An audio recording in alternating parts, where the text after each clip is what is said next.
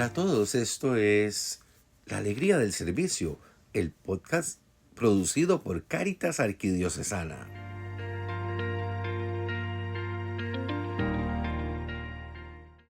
Después de haberse publicado la encíclica Rerum Novarum, abriendo el magisterio social de la Iglesia, esta debió esperar 40 años, hasta 1931, para que un papa, Pío XI, publicara una nueva gran encíclica social, 40º año, de 1931 a los 40 años de aquella primera encíclica.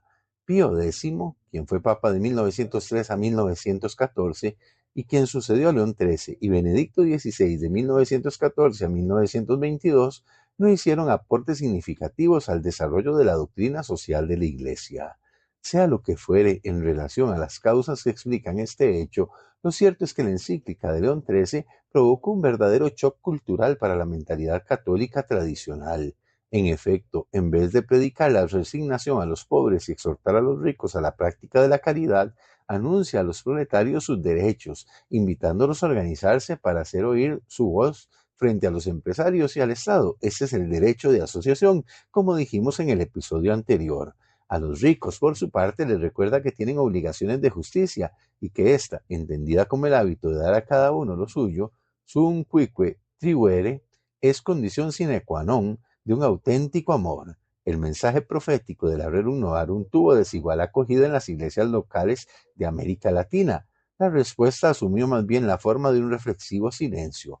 Muy pocos casos, como el de nuestro obispo Bernardo Augusto Til en la arquidiócesis de San José, que en aquel momento era solo la diócesis de San José, pudo colocar la temática de Rerum Novarum con indicadores económicos para la Costa Rica de 1893, una respuesta diferente al silencio, pero que trató de llevar a la práctica los principios sociales que en Rerum Novarum se esbozaron. A los 40 años que transcurrieron entre la Rerum Novarum de 1891 y la 40º año de 1931, la humanidad constató con perplejidad y amargura cómo se derrumbaban sus más preciados sueños. Para el optimismo sin límite propio de las ideologías iluministas y de progreso lineal y casi ilimitado del siglo XIX, la Primera Gran Guerra, o Primera Guerra Mundial de 1914 a 1918, significó un tremendo desencanto. La reconstrucción de Europa, hasta entonces centro de poder indiscutido en el planeta, en medio del profundo descrédito de los regímenes democráticos, fue emprendida por políticos y organizaciones de orientación totalitaria. La Revolución Rusa de 1917, el fascismo italiano a partir de 1922 y el nacionalsocialismo alemán, sobre todo desde su consolidación definitiva en el poder a partir de 1933, significaron el más rígido control del poder político y económico por parte del aparato estatal encarnado en las figuras de Lenin y Stalin, Mussolini y Hitler. Las personas, las familias y los cuerpos intermedios fueron sometidos por la fuerza a una verdadera tiranía estatal. Las diferentes expresiones religiosas, especialmente la Iglesia Católica, fueron víctimas de permanente hostilidad y, según las circunstancias, así aconteció en Rusia, objeto de abierta represión y persecución. A todo lo anterior hay que añadir el colapso del sistema económico liberal del laissez-faire. Como producto de la estrepitosa caída de las acciones en la bolsa de Nueva York, Jueves Negro de septiembre de 1929, se desató una reacción en cadena en todos los grandes centros financieros del mundo, que dejó sin trabajo errante y enfrentada al espectro del hambre a una muchedumbre incontable de personas. Esta catástrofe desastrosa atizó uno de los proyectos totalitarios en Rusia, Italia y Alemania, los cuales fueron finalmente llevando a la humanidad a la Segunda Guerra Mundial, que sucedió entre 1939 y 1945. No obstante, esta crisis no significó la muerte del sistema, sino su transformación en un modelo nuevo, que puede llamarse capitalismo mixto, en el cual el Estado desecha su rol de mero policía y comienza a intervenir activamente en los procesos económicos. Franklin Delano Roosevelt en los Estados Unidos será el conductor político de este nuevo trato, New Deal, a partir de su victoria en las elecciones presidenciales de 1932. John Maynard Keynes, economista británico, aportará el soporte técnico al nuevo modelo. Este es a grandes trazos el mundo en el cual inicia y realiza su pontificado el Papa Pío XI. Achille Ratti, a quien va a corresponder solucionar definitivamente la disputa mantenida con el Estado desde Pío IX a propósito de la ciudad de Roma, mediante la firma del Tratado de Letrán de 1929. Benito Mussolini, il Duce, reconoció la plena soberanía de la ciudad-estado del Vaticano e indemnizó a Pío XI por la apropiación de la ciudad de Roma por parte de las tropas italianas en 1870. No se crea que la firma de este tratado y el concordato que le acompañó significó el fin de las tensiones entre la Iglesia y el Estado. Ya la encíclica Non abbiamo bisogno, no tenemos necesidad, de 1931, puso en evidencia las profundas discrepancias entre la Iglesia y el régimen fascista que pretendió someter a su arbitrio la acción católica italiana, aplicando toda la fuerza de la lógica fascista. Nada sin el Estado, nada contra el Estado, nada fuera del Estado.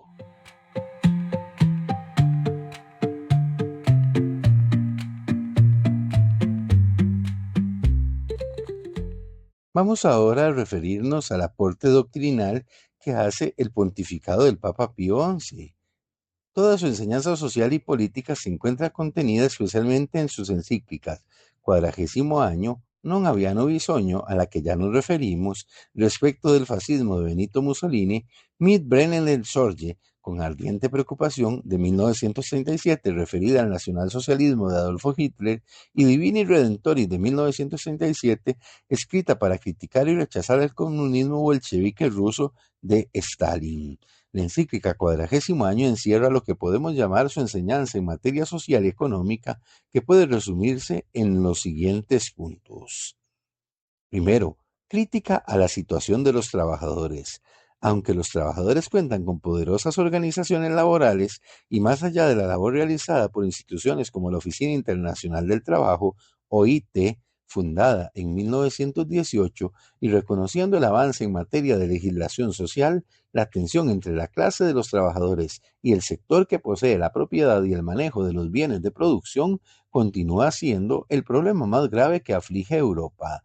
El maltrato dado al trabajo humano permitirá a Pío XI afirmar que de las fábricas sale ennoblecida la materia inerte, pero los hombres se corrompen y se hacen más viles.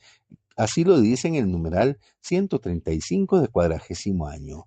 La economía está en manos del capitalismo de conglomerados, en particular en los sectores energético y de las finanzas, lo que permite controlar el crédito, que es como la sangre misma de toda la actividad económica. Un aporte realizado por Pío XI, además del ya reseñado sobre la crítica a la situación de los trabajadores, es lo que se refiere al sistema corporativo. Para contribuir a acabar con la tensión trabajo-capital y dar una vida rica de cuerpos intermedios que permitieran superar la falta de solidaridad propia del individualismo liberal, Pío XI propuso el sistema corporativo, que describe y detalla en los numerales 83 al 85 del Quadragésimo Año. En lo más esencial, este sistema significa que obreros y empleadores de una misma rama de actividad económica, por ejemplo la industria textil, se asocian para salvaguardar sus intereses comunes. Dichos cuerpos intermedios, que reciben el nombre de corporaciones, son libres y autónomos respecto del Estado y se rigen por un derecho propio. Lamentablemente, esta propuesta se confundió con el régimen corporativo implementado por el régimen de Benito Mussolini, en el cual las corporaciones fascistas estaban absolutamente sometidas al poder político estatal. La Iglesia nunca más ha vuelto a proponerla. Los regímenes dictatoriales que surgen en América Latina no ocultan su simpatía por dicho modelo, donde los cuerpos intermedios, las corporaciones, vendrían a reemplazar a los partidos políticos y a los sindicatos.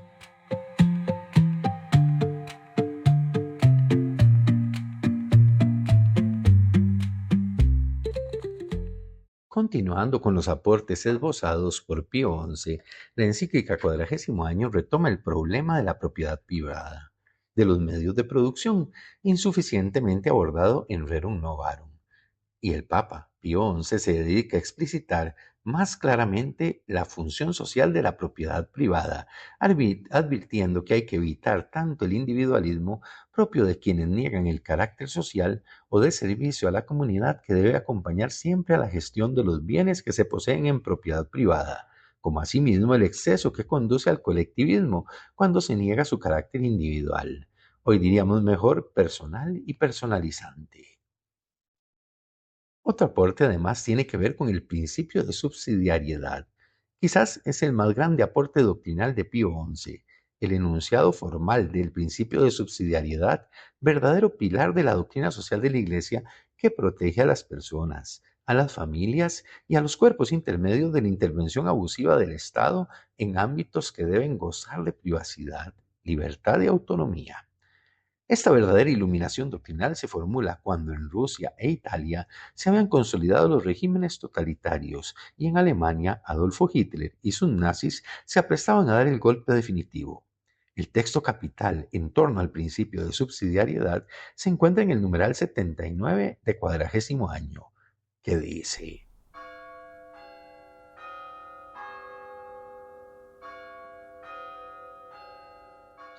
sigue, no obstante, en pie y firme en la filosofía social aquel gravísimo principio inamovible e inmutable, como no se puede quitar a los individuos y darlo a la comunidad lo que de ellos pueden realizar con su propio esfuerzo e industria. Así tampoco es justo, constituyendo un grave perjuicio y perturbación del recto orden, quitar a las comunidades menores e inferiores lo que ellas puedan hacer y proporcionar y dárselo a una sociedad mayor, más elevada, ya que toda la acción de la sociedad, por su propia fuerza y naturaleza, debe prestar ayuda a los miembros del cuerpo social, pero no destruirlos y absorberlos. Sería, sin embargo, un craso error interpretar el principio de subsidiariedad en el sentido de entregar toda iniciativa, especialmente en materia económica, a los particulares, jibarizando el Estado y limitando sus funciones solo a cautelar la seguridad interna y externa. Muy por el contrario, Pío XI piensa que el Estado no puede renunciar a su función de rector del bien común, promoviendo todas las iniciativas necesarias para lograr esa meta societal. En el numeral 80 de Cuadragésimo Año dice: en cuanto que él solo puede realizar, dirigiendo, vigilando, urgiendo y castigando, según el caso lo requiera y la necesidad lo exija. San Juan XXIII, en su encíclica Mater Magistra de 1961, 30 años después de Cuadragésimo Año, va a retomar la argumentación de Pío XI, precisando que al Estado le corresponde fomentar, estimular, coordinar, suplir e integrar. Son tareas del Estado de acuerdo al pensamiento de San Juan XXIII en el numeral 53 de Mater Magistra.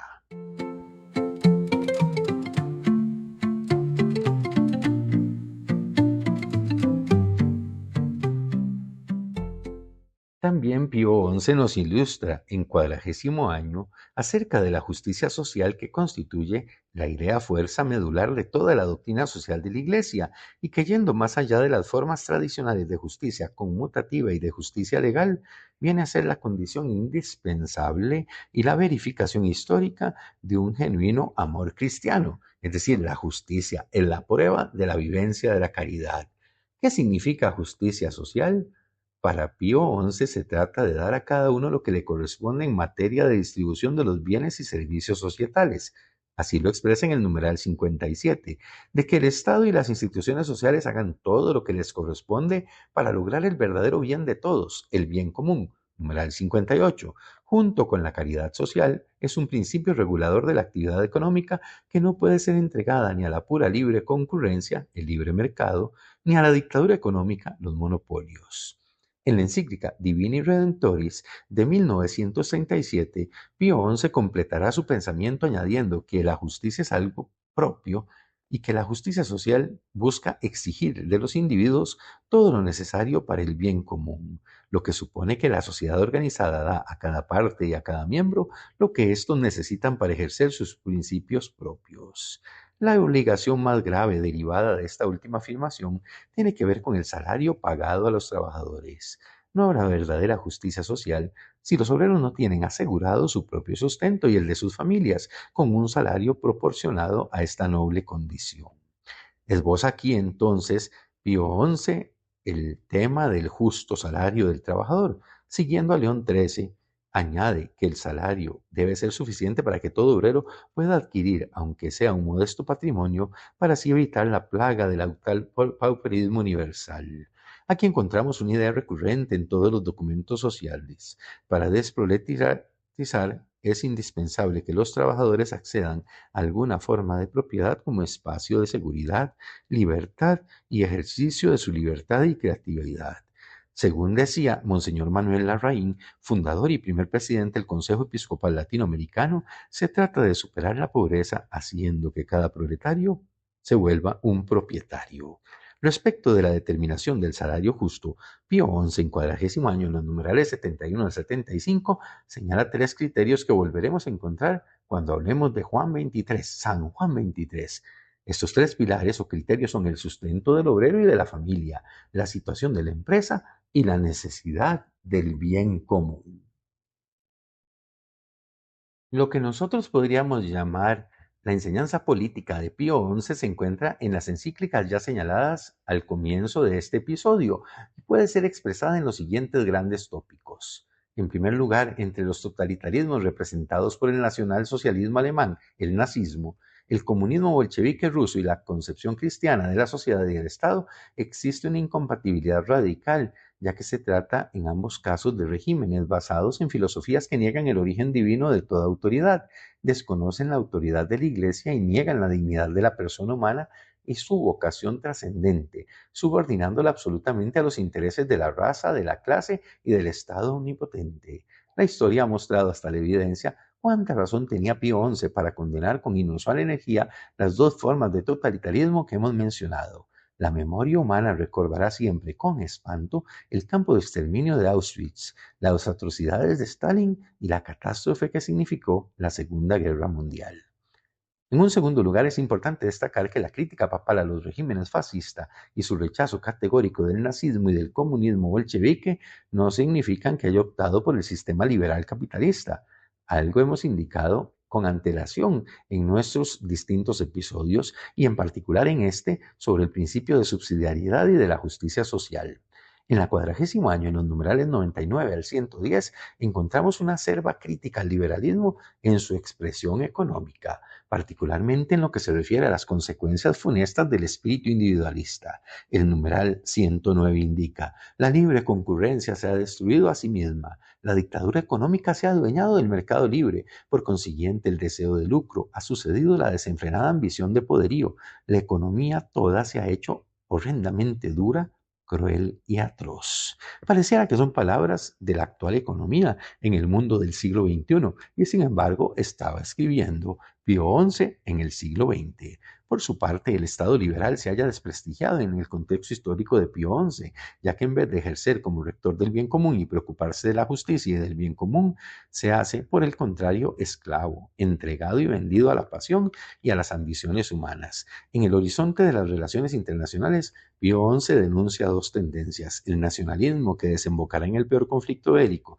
que haya vivido la humanidad hasta ahora, y por otra parte, el no menos funesto y execrable internacionalismo o imperialismo internacional del dinero, por el cual, donde el bien, allí la patria, dice en el numeral 109.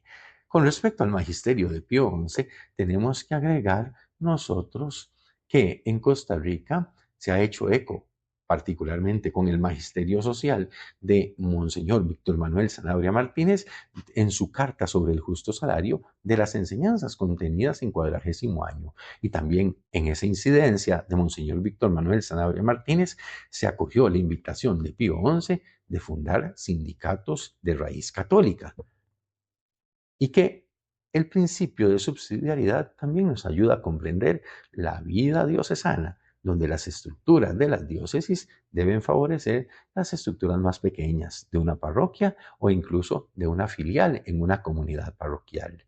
Necesitamos profundizar más nuestra conciencia de la necesidad del principio de subsidiariedad, no solo en cuanto al Estado, sino en la vivencia de la eclesialidad.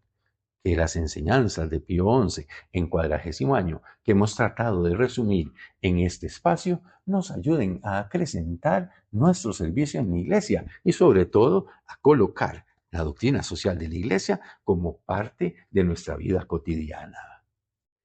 Hemos recorrido en este episodio los aportes de Pío XI particularmente desarrollados en la encíclica 40º año. También hemos mencionado otros aportes hechos por el Sumo Pontífice en un contexto verdaderamente acuciante y transformador de la sociedad europea. Así recorrimos sobre los totalitarismos documentos como Non Abbiano Bisogno, Mit Brene del Soglie y Divini Redentoris, que en el plazo de 6 años fueron orientando situaciones en torno a los totalitarismos presentes en la Europa de la primera mitad del siglo XX. Los esperamos en un nuevo episodio de La Alegría del Servicio para seguir caminando en el recorrido por el magisterio social de la Iglesia y por la doctrina social de la Iglesia que nos han legado los obispos y sumos pontífices.